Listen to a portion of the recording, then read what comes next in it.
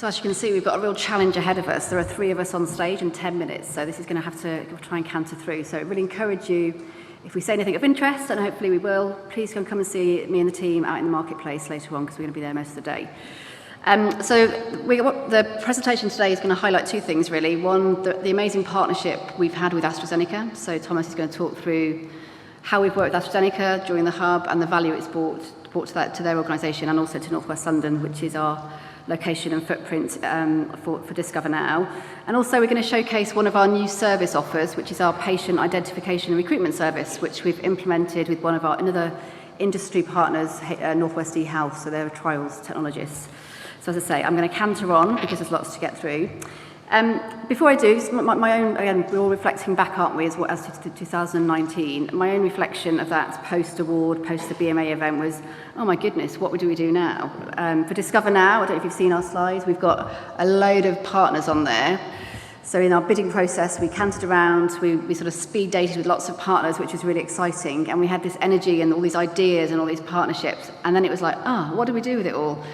And I'm just amazed, standing here 2.5 years later, that we did achieve actually quite a lot, because it was particularly hard to work out how we brought all these great partnerships, these great ideas together to form something quite special. So this is some of our impacts that you can see here. So we presented this to the panel. We've generated income of over 3 million from a range of clients. So some commercial clients, quite a lot of big pharma clients come and work with us, small medtech companies, digital companies, academic clients, as well as universities. So far, 16 publications and lots more in the pipeline. That takes time, as you all know, to get through that process. 145 data applications have been approved through our trusted committee that exists.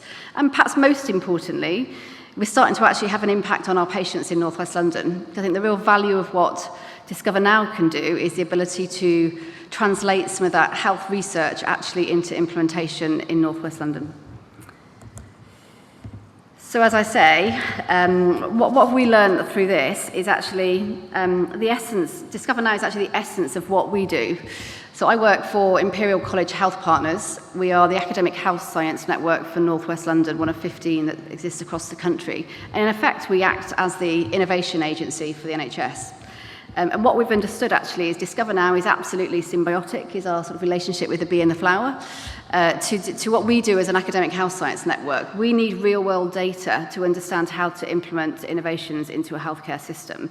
And I think that's the real strength of Discover Now, that we link the real-world data back into a real-life system with its real-life challenges, with patients with lived experience, and we can then try and test out new approaches and ways of working. And we've got some very real examples of how we've done that during the pandemic. We use the data to help case find patients for vaccination work, and we've done lots of work sort of evaluating in the real world new treatments and methods and approaches. So for us, those insights from real world data are the heart of what we do as ICHP, an innovation organisation.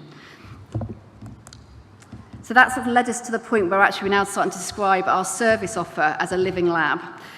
So this symbiotic relationship has played a key role in developing that offer. And we offer the ability, as you can see on for this Venn diagram, to really marry up the real-world evidence we can generate through the data that exists in North West London, both qualitative and quantitative insights, with the demand in our local system. So we represent North West London, as I've said. That is a population of 2.5 million, about a third of London, and we have access to that ecosystem. And that access is really important. And we have, through Discover Now, a lot of connections with industry. So we believe that relationship between the two is quite a powerful and quite a special thing that we're trying to develop further. And that's our sort of ambition for the hub as we develop. In the meantime, our Living Lab has a series of service offers that underpin it. Some of this will be familiar to the other hubs, no doubt, but 6 ways we have to help promote health research, from feasibility all the way through to, as I say, implementation. In the mix, a lot of retrospective work, and as I say, we're going to highlight a little bit on some of our prospective case-finding services on the trial side. And I think that all of these services, I suppose, through the HDR UK investment, have been developed with different tools and technologies. So, for example, we've implemented Farsight, which Maria will talk a little bit about, which is a technology for finding patients in primary care. We've got a partnership with Ipsos to deliberate with patients, which is really important to us, and we've really enriched the data through that investment as well, for example, bringing in pollution data. Finally for me, and it's finally, and I'm aware we haven't got enough time to go into this, but it's so important, and I'm sure the theme will resonate throughout the day. We have tried to establish a different way, as many of the hubs have done as well, of engaging with the public. It's shaped how we've worked as a hub, how we've delivered ourselves, set ourselves up, the services that we offer, the commercials that underpin it, and it shapes what we do and how we do it. We've designed this person-to-population approach, which you can see on the slide, which shows how we work with patients, and that goes through from signing up patients who live in North West London or people who live in North West London to a health research register, so we can contact them to get involved in research, and that register is growing week by week. It's getting quite an exciting sort of mass of patients we can use to bring research into our area, through to involving patients in PPIE and in all of our projects. I'll hand over to Thomas to take you through some of the AstraZeneca work. Good morning, everyone. I am Big Pharma. That's not quite like that. Okay, so the first thing to say is that this hub was all about using real-world evidence, and I think one of the challenges that we were really interested in understanding is how real-world evidence can be used to solve real-world problems, and how we get from nice, innovative, high science proof of concepts into things that can actually change direct care. So that was about using data both to identify opportunities within pathways for change, but also in how novel data and new data can be made available to clinicians in direct care to help with their decision making, right, and start to move towards personalized care.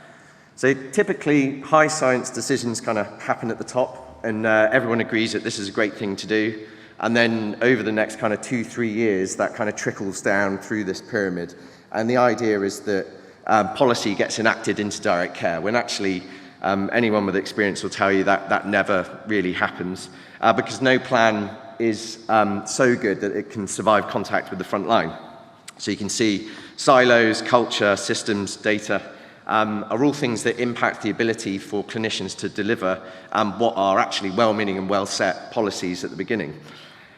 So in order to solve this type of problem, you need to do proper innovation, and that means bringing clinicians at all levels of the system, all decision makers, together into co-design with patients, with data, to try and make understanding how this problem can be solved with everyone's perspective in mind. And what the real-world data set enabled us to do is to build a framework that helped us understand what did good look like. So an example might be, what is the toxicity effect of someone missing an annual appointment in chronic kidney disease? Like, those types of operational questions enable us to kind of focus on areas of improvement and also make data available to clinicians. So over the last 2.5 years, we've kind of successfully built and launched 4 programs in Discover Now. So iHeart was a program that looked to improve the positive diagnosis rates of heart failure by making that much more effective. Fresh Start on the end is a type 2 diabetes program that looked at improving the connectivity between clinicians and patients. And then in the middle, the London Kidney Network CKD program we're working on at the moment is going to redress the pathway to improve capacity, because right now there's a lot of undiagnosed patients that aren't receiving the treatment they desperately need. Also, there's a COVID-19 piece on there that we won a Health Service Journal Award for, but I won't go into that. So I'm now going to introduce Maria Ilya to come and finish off our presentation. Thank you.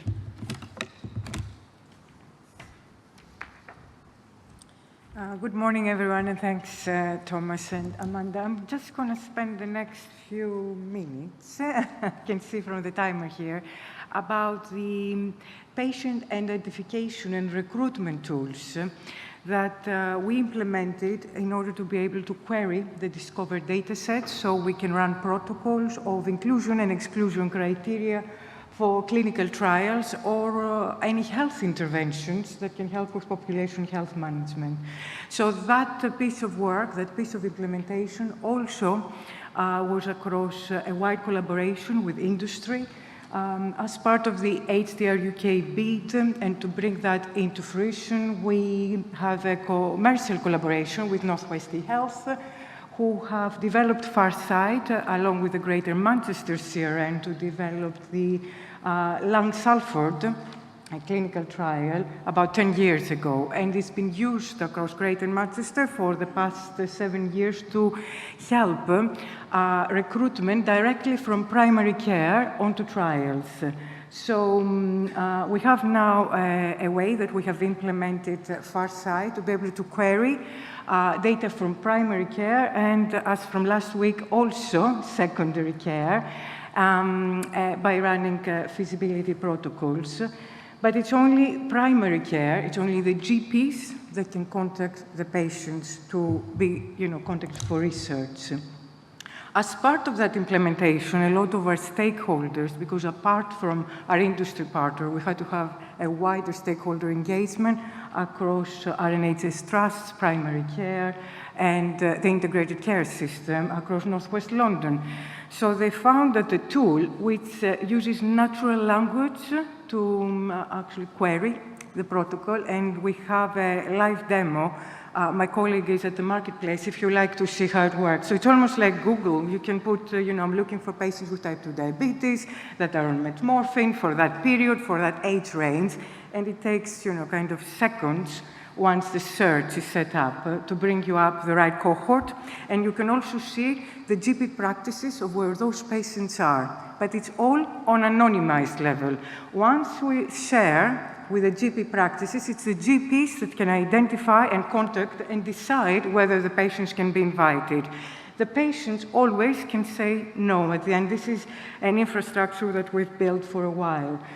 So there was quite a lot of interest in also using the tool for patient certification, and it's something we've used for type 2 diabetes, for, we're working with the CKD, but also the wider inclisiran implementation, which now HSNs have to deliver.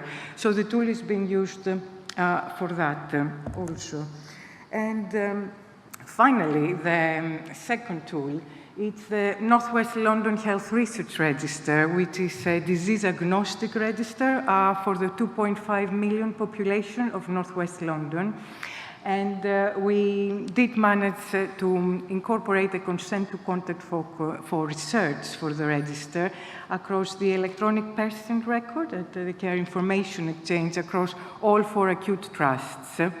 Now, this is a tool that we've used already to deliver trials, run surveys, and it has a very high turnover because these are people who have consented to be contacted for research. So once we contact them under a certain methodology that is approved by the Northwest London Data Access Committee, we see that patients want to participate.